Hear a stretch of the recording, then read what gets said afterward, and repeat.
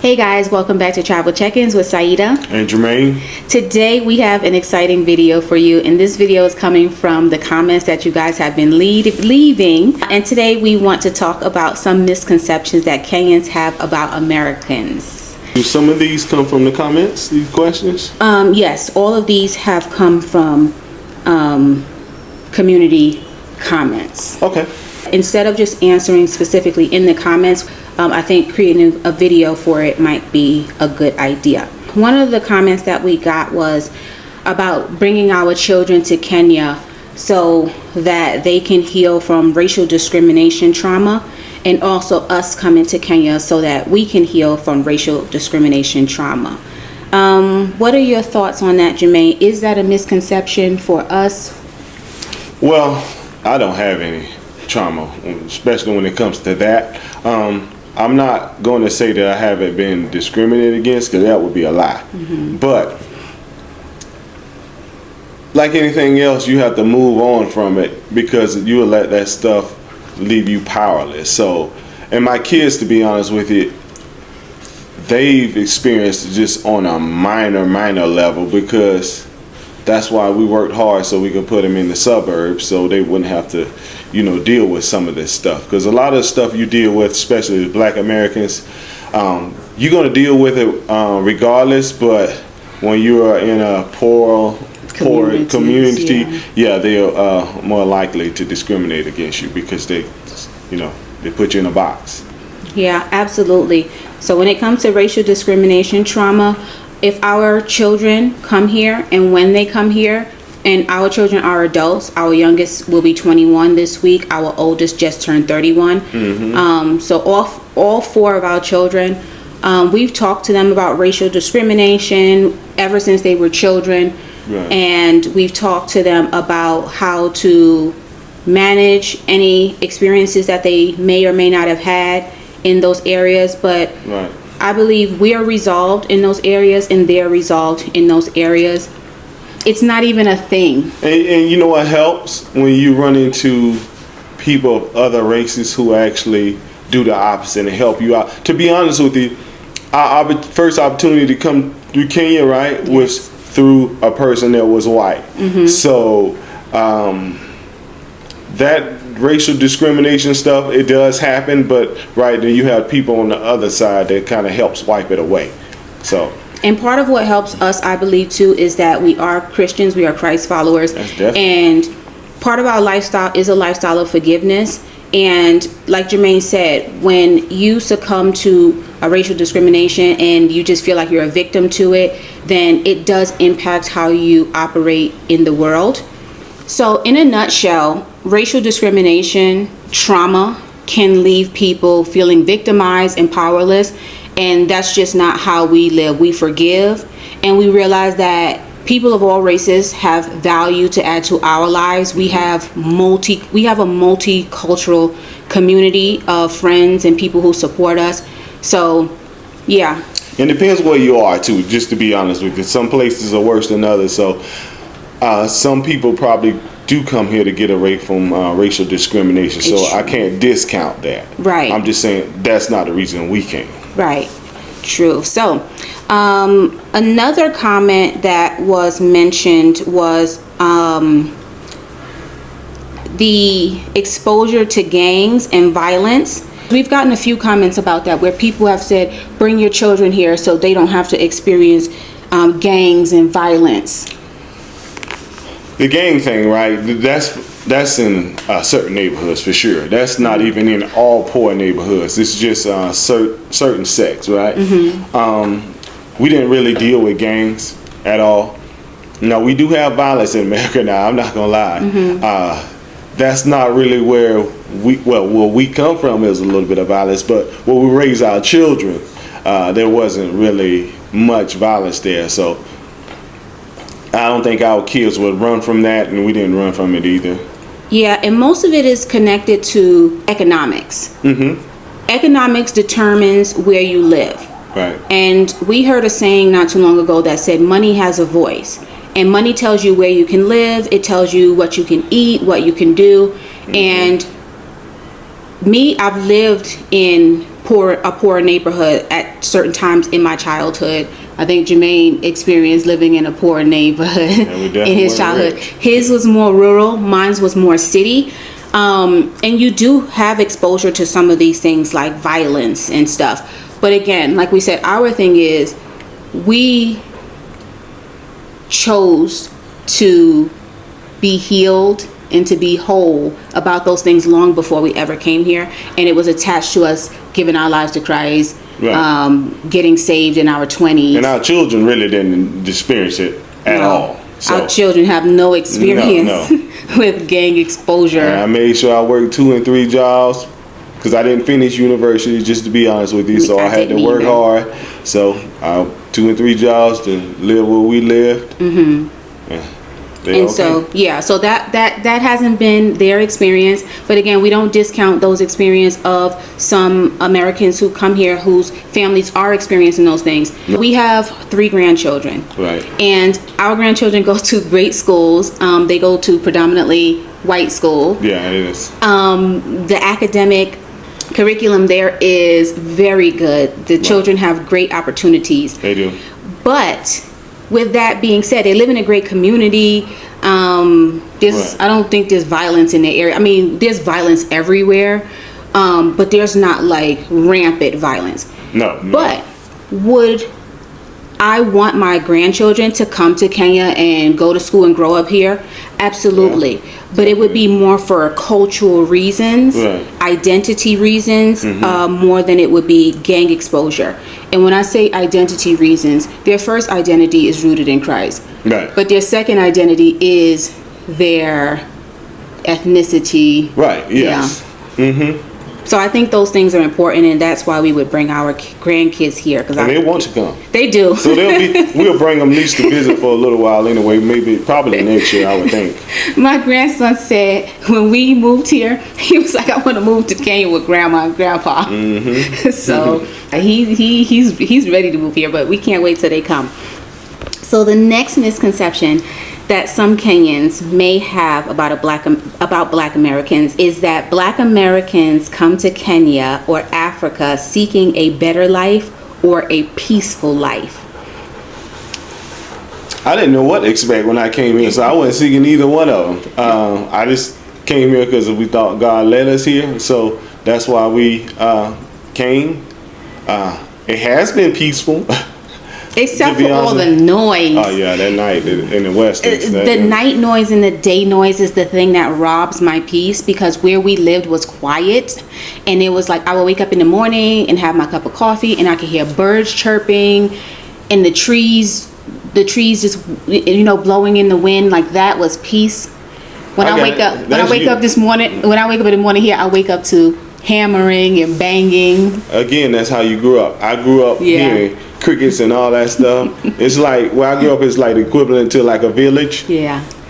Nah, I'm in the city now. I'm okay. This hammering and stuff doesn't do anything to me in the daytime now. All this partying at night, I don't like that at all. Like Germaine said, we came here with a different purpose, and our purpose was more to do what God has been calling us to do, to make sure we're aligned with the purpose that He's given us as husband and wife. We see some Kenyans here doing some great things, so we kind of came to kind of work alongside of some. Yes, absolutely. So that's really why we came, and that is what gives us even more peace. Peace, yes. You got a purpose. You always have peace if you have a purpose. Right. So one other topic that I wanted to bring up that I think is a misconception, because we did experience this and it was very weird, so I do want to talk about it.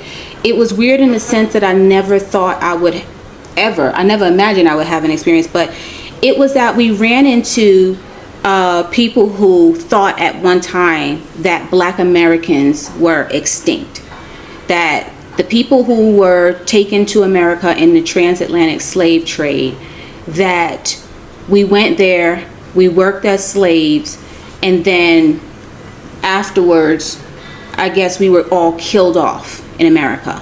We had ran into some Africans when we were in the more rural areas of Kenya, like way out, and like some of the young kids, not young kids, but like young women I guess you would call them moms and whatever, but they were asking, were we white? Was our kids white? Because they just had never, I think, experienced Black Americans. So it was an eye-opening experience to me. In saying that, I just want to say, as they begin to watch YouTube videos, if they do watch YouTube videos, just to say, we're here. It's weird because some of the older ones were exposed. Yeah. What do you? But the older guy, I asked him, we said, what do you call Black Americans? He said he doesn't know what a Black American is. I said, so what do you call the Black people who went to America in the transatlantic slave trade? And he said, Negroes. Yeah, he said, Negroes. And that is the first time I've ever experienced somebody use that word in my presence. Oh, yeah, because we don't use that in American voice. It's like nobody. No. It's like how you guys told us that nobody uses made. That's outdated. Yes. It's a put down. Yeah, Yes. we don't like to be called a Negroes or anything close to that. So when he said it, I wasn't even offended. I think I doubled like, over and laughed. Like, I laughed till my stomach was hurting because I never heard anybody use that terminology in my presence. Because like Germaine said, it's just not a word that is used in polite conversations at all.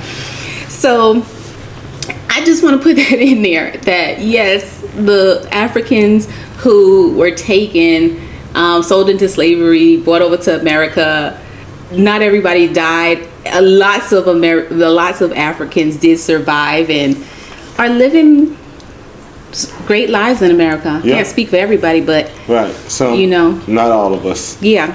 So they didn't know what happened to us after slavery was abolished. I don't even think they knew slavery was abolished. I don't think some of them even know there were Black people in America at all. I don't think so, because I had to show pictures of my kids. They was like, we want to see your kids. Because they were like, why aren't you white? Are your kids white? And I'm like, no. I said, you see Germaine, you see me. That means our kids are Black. But they are like, the concept just was foreign to them. Now, I want to say, these are people that are far out in remote areas. Not people in Nairobi. Not in Nairobi. Not people in bigger villages or anything like that. So we don't want to put that misconception out there. Yes, that's not what we're saying. But that was something we experienced. And as an American being here, like, I realized that Germaine and I have had some experiences that most Americans aren't going to have when they visit here, because we go out to places where the Samburu are and the Turkana and the Maasai and the Dorobo people are. So we're going to have different experiences than someone who comes and just visits and just stays in Nairobi or Mombasa or something or even does a safari and interacts with the Samburu that do the tourist stuff. Like, we go out there and we actually spend time with the communities. But I did want to say that the Americans that after the slavery was abolished, they went on to become educated, start businesses, gain access to equal rights, and live great lives today. So the next one is that Black Americans are angry or rude. Are we angry? Some of us are, but this is the thing. You're probably not going to run into the Black people that are angry or rude here, because most of us are happy to be here, and we made a choice to be here. So I don't know if you guys notice, it takes a lot of money to come over here. So when we come over here, we want to come over here. So you probably not going to run into many angry Black Americans here. When we get here, we're all peaceful. We are all just glad to be here. So what do you think about it? I think it's true. And I know we use the term Black Americans. You can say Black Americans, African Americans, or just Americans. When we come here, we are excited about coming here. Right. Unless we've been to another, like, African country or like a Jamaica or something like that, we usually haven't been in the majority. So when you see other people kind of look like you, or most of the people look like you, it gives you a sense of peace, just to be honest with you. Yeah, absolutely. So, and I know because they said from watching our videos, some people are surprised to see that we're cheery, we're happy, we're having fun, we smile. I get it, but what's the television show about us, right? Yes. Normally we're killing each other, arguing and fighting on Housewives or whatever. Doing ratchet stuff, but but that's just television, guys. So I want you to take television with a grain of salt, because everything you see on television from America is typically not reality. It's called reality TV, but it's fake TV. It's hard for a person who doesn't have their stuff together to come over here and function. So usually if they see a black American over here, they probably have most of their stuff together. And usually they're not angry, because a lot of times the anger comes from poverty and being poor and feeling like you're a victim and feeling like you don't have any options or solutions, and being exposed to the violence, and like you said, then you become angry. Right? But if you're not, and you're away from that, you're not. And even if you coming directly out of the violence, right? Once you here, it's peaceful here, so you're not going to be angry. Once you get on that plane, once you sitting in that airport, it's over. If you realize, okay, all of that is staying behind me, I'm about to go to wherever, it could be whatever country. Right. You're not going to be angry when you get coming here. to Never Land, you think you're on the way to a magical place, you get on that plane. Yeah, because traveling is sometimes medicine for trauma or peace or unhappiness. Yes. So the next one on our list is that there are no black American wives. And I think this comment was more so in our video. Let Germaine talk about this topic. You go first. I don't want to get into that. I want to, yes. So, what I will say is there is a shrinking number of black American wives, but there are still black American wives. As you can see, I'm a black American wife. My oldest daughter is a black American wife. My youngest daughter, she's in university. She's not yet married.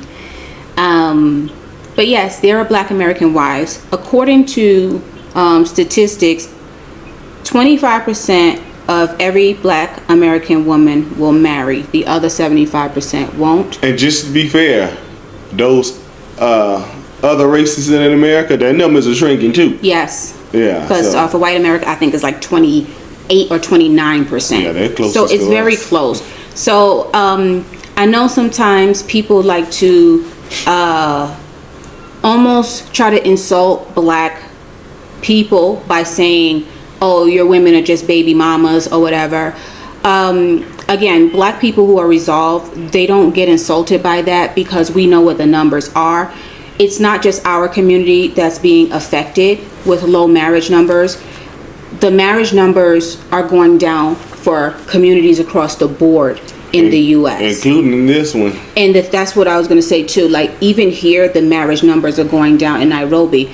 But we understand it's a systematic plan for that to be the case. And what I realized too is, especially when it comes to Africa and Nairobi, the men and the women have totally different thoughts on why that is. It's just and I guess in America we do too, right? The men and the women, we think differently of why, people not getting married, or how people are looking at women as being wives. So I mean, a lot of this has to do with the moral decay, to be honest with you, from men and women. Right. We can't get along, we can't talk, we can't do anything, everybody's out of their roles. So Yep. So there are black American wives in the U.S. Again, the numbers are shrinking. I think the numbers are shrinking in a lot of major cities across the world. We do see it here. Because I'm talking to women and I'm like, okay, many. Why aren't you married? Why aren't you married? Just like I do with women in the U.S. So some of them say I don't want to be. Yes, and when they talk through the reasons why and stuff like that, it sounds like I'm talking to a woman from America. I mean, and to be honest with you, a lot of it is valid. I'm just be honest with you. It's not like as the fellas we just off the hook, and we did not contributing to this. So, yeah. So, Anyway, yep, there are Black American wives. I'm one. I'm his beautiful wife and beautiful bride. Yeah. So, yeah, we definitely appreciate you guys watching this video. If you have any questions or comments, leave them down in the comment section below. We do appreciate all of the feedback, and make sure you like, subscribe to our channel. We are working on getting to 10,000 followers. We think we will probably be there by the time we return from the US for the holidays and to handle some business in the US. And as soon as we do, we'll take that DNA test to see if we have any Kenyan root. Thanks so much for watching, guys, and we'll catch you in the next video.